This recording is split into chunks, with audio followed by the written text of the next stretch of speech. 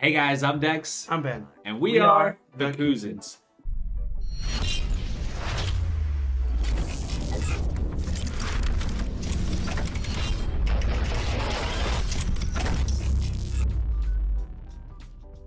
So, what are we doing today? Today, we are going to look at the Pokémon Colosseum official trailer from way back in the day. I believe this game released in 2006. Actually, oh my goodness. Whoa, I was totally off, bro. The game released in 2003, not 06. Whoa. So, it's been out, came out for the Nintendo GameCube in 2006. So, I mean, no. 2003. So, how many years ago is that? Is that 17 or 18? Or no, 16.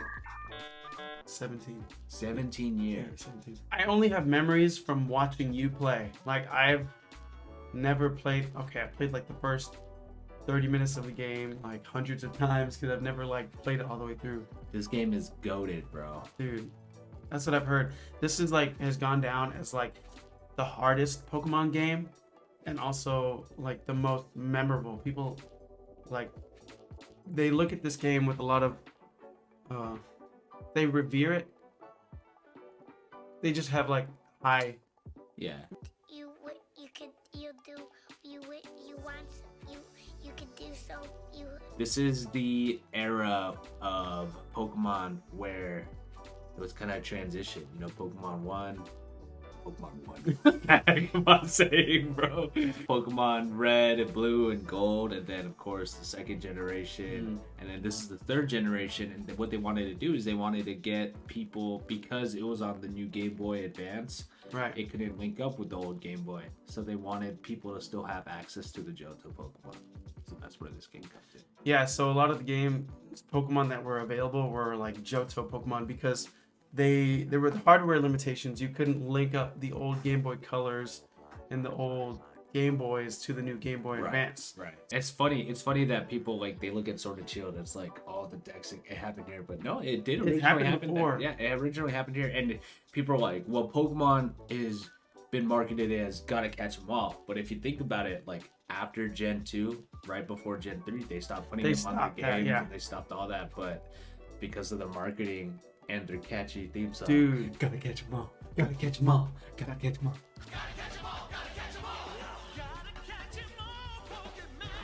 Dude, the GameCube was legit, bro. The GameCube, and then you can buy the little expansion pack. The Super Game Boy Advance. Yeah, and then you put it at the bottom, and then you can stick in your... You get what? What did he say? You could stick in your game cartridge from your Game Boy, your Fire Red, Leaf Green, and play Pokemon Colosseum that way too. So this trailer is a little old, but it looks like 4K to me.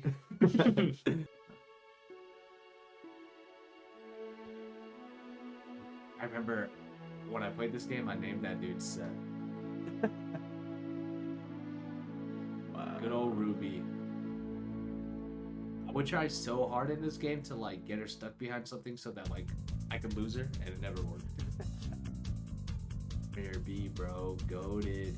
His music, his battle music is like... I don't remember that chick.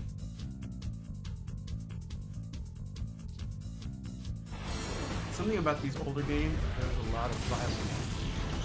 Like in the opening moments, like he blows up like a whole facility of like... Oh, yeah. Yeah. Sets fire. Look at the battle animations. You still can't get that in 2015 from Pokemon Shield. Dude, we gotta play through this, bro. Oh my goodness. This game was so gorgeous for That was how you could get the like an official Jirachi. One of the only ways to do this game. you know, they showed us all these things. Yeah, actually, you could capture the legendary dog. Right.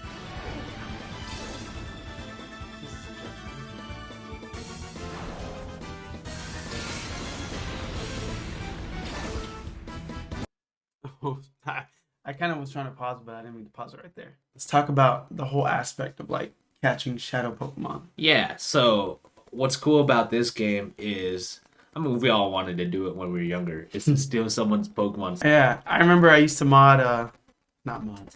I would use my action replay on the Diamond and Pearl games. What? I'd use the action replay, and then I would make it so you could catch like opponent's Pokemon, and it'd be like, yeah, I'm Team Rocket. But yeah, it's a little bit of a different RPG game in the sense of that you cannot actually catch wild Pokemon. There are no wild Pokemon. right. So you have to steal Pokemon from other people, but the only Pokemon that you can steal are the Shadow Pokemon. Right. Team Snag'em creates this device that allows you to actually catch trainers' Pokemon. Yeah. And he uses the machine to catch Shadow Pokemon because it's like Pokemon that have like, I don't know, a disease or something. Yeah, they have like their hearts closed off and impure, but they're a lot stronger. But they don't learn normal moves, they can only learn shadow moves. So yeah, this is what he's doing. He's snagging.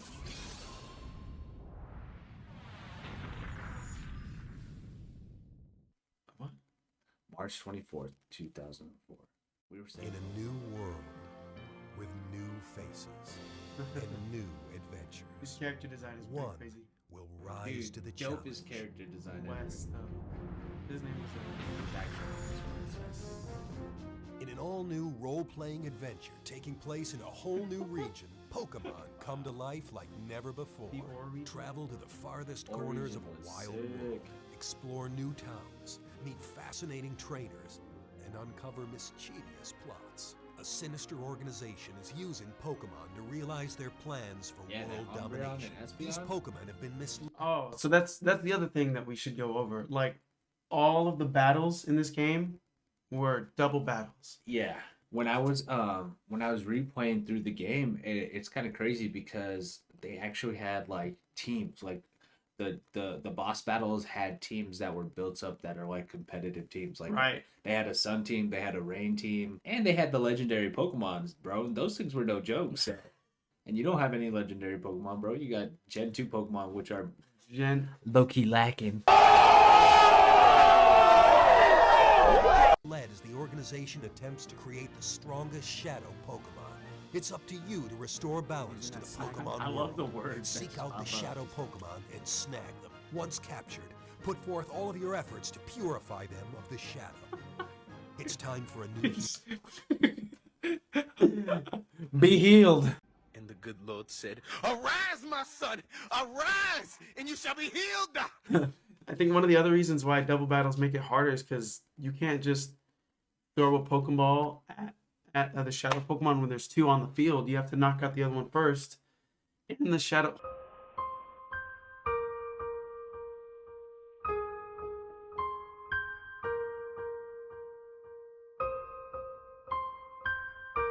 One of the reasons it makes them hard to catch is because they only know Shadow Rush. Yeah. Which, like... It hurts them. It does recoil damage. Yeah, exactly. So it's like getting them down to low health and then them using Shadow Rush is a nightmare. Yeah. Lots of saving and restarting for sure. Because there's only a limited amount of Pokemon you catch. Like if you catch... Like in the main series Pokemon game, if you don't catch one Shinx, you just go back and keep trying to find another one. But in this one, there's like only a limited amount of Pokemon that you can catch. Yeah. You can only rebattle them so many times. Right. Yeah. Hero. With new friends to battle new foes. Let the adventure begin. Those guys were cool. Bring your battle to the big screen Power with Rangers. supercharged Pokemon battles. Ruby and Sapphire Pokemon. New 2-on-2 battles. This and is one of fabulous the cooler things about the game that I didn't ever get to do myself. Is get an armadillo in the game. Just kidding. I don't even. Is that what's the name? Armadillo is an actual Armaldo. animal. Armaldo. Armando. Shout out to Armando. I didn't get to really experience this until like way later, and I never really transferred over my Pokemon, or I never got to really battle with you or anybody. Well, yeah, I mean, I'm sure we did a couple times. We did a little bit, but I was always playing the story mode. I never played the actual Colosseum mode where you could bring over your Pokemon and you can actual double battle, and experience your Pokemon from the Hoenn region in 3D, which is really cool. That's cool that they had the 3D models in here. Yeah, it's true. big adventures and massive battles. Big Chungus Pikachu. The new world of Pokemon. Oh, massive battles, and they showed Pikachu. Gigantamax confirmed in 04?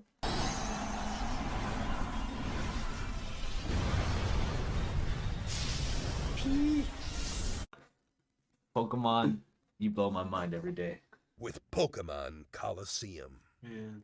So why did you say 03? Maybe it came Must out. be the Japanese release. Yeah, it came out in 2003 in Japan. Maybe. Dude, my Emerald game was like hacked. It was so hacked. I miss action replays, man. I wish those things were still a thing there. What are you guys' thoughts about cheating on games? Like, you think you shouldn't be able to put in cheat codes, or do you think that it's fun? Some people enjoy it like that. Me, I'm on that ladder, and I think it's fun in that sense where like you can play it. I think though if it starts getting to the point where it's like a competitive or an online game, definitely not. But like, you know, if you're doing like a solo game like Pokemon, dude, it's harmless, I think. Yeah, Pokemon Colosseum had two basic game modes. So they had the story mode and the Colosseum mode. And like I was saying earlier, I didn't really have too much experience with the Colosseum mode, but what I really loved about was how grand the battles felt when you were in the tournaments and everything like that. Or even when you're not in the tournament, and like how this picture shows, like right here, you're actually going through like the Mount Colosseum part, and you have to get all the way up to base floor 100, and then you can get the Ho-Oh. Like, dude, legendary. Like, I literally remember like grinding out each and every single one of them. I remember when you were going through that, I asked you if I could play it, and you said no because I'm trying to get to the top, and then I would like watch you like get upset every time you lost. And it was a lot. Those battles were hard, and I was only like, dude, I was only like 8, 9. You know what I mean? So, and I definitely beat this game for sure. I remember putting in hours, probably like 301 hours in this game. Whatever. This was the first ever like 3D Pokemon game in history. Yeah. And people were kind of drawn to it. Well, actually, not the first ever 3D. It was, you know, they had the other ones, but this is the first RPG kind of one. Right, Because they the had other Pokemon Stadium. Yeah, Pokemon Stadiums were 3D, but they weren't RPG. I think one of the underrated aspects about this game is definitely the story. Like, truthfully, like, I mean, if you actually think about like the bad guys and the bad team, they were pretty legit, bro. There's some good memories of the team. They actually had a good like Team Cypher was awesome, and then the bad guy, the plot twist. No spoilers from a game that was 17 years ago, but you know, click off this video if you don't want to know the ending of the game. But pretty much the mayor of one of the towns is the main boss bad guy that you have behind, and his team was no joke. He had a Tyranitar, he had a Slacking, and I don't remember the others, but I remember the Tyranitar with Earthquake, bro. Oh my goodness. Man, it's so cool to look back on these games and kind of think like, what kind of happened to the Pokemon franchise? Like, now it just kind of feels like with the whole yearly release, and like I understand it's not completely the fault of Game Freak. I mean, if you just look at history and you look at quality of games that when they release yearly, how much people either get burnt out or they just not the same quality as it was, like for instance Call of Duty. Yeah, you know, yearly releases, it's just that's kind of like the downfall of Call of Duty and any franchise as a whole is the yearly release, because they're doing it to kind of get more money. Yeah, what makes Pokemon so interesting is Game Freak was the creators of Pokemon, right? So they had that, and then it just blew up. Like, it literally blew up, so they had to make Pokemon Company.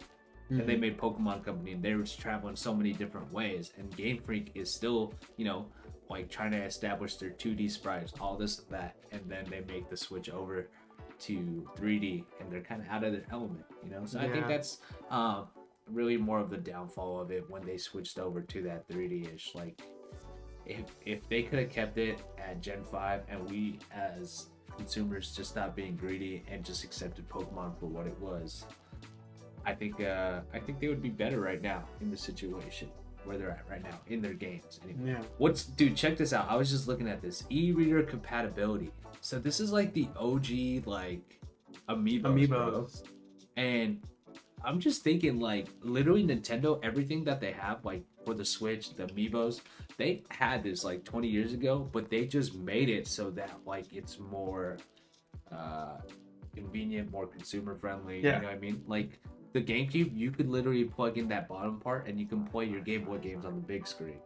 You can take your handheld, plug it in, Switch. It's crazy, right? Like that's wild to me. And then their e-reader cards, like that is literally like amiibos. OG amiibos. Yeah. Yeah. So it's just kind of funny how Nintendo is just sticks to their guns in the sense of like the stuff that they know they aren't, but then they go about perfecting it. Yeah, they really do. Yeah, so that's really awesome. If you haven't played this game and you somehow are able to play it via emulation, maybe you still have a GameCube and you have this game and it's just been a while. This game is fun to pick up and just to play through.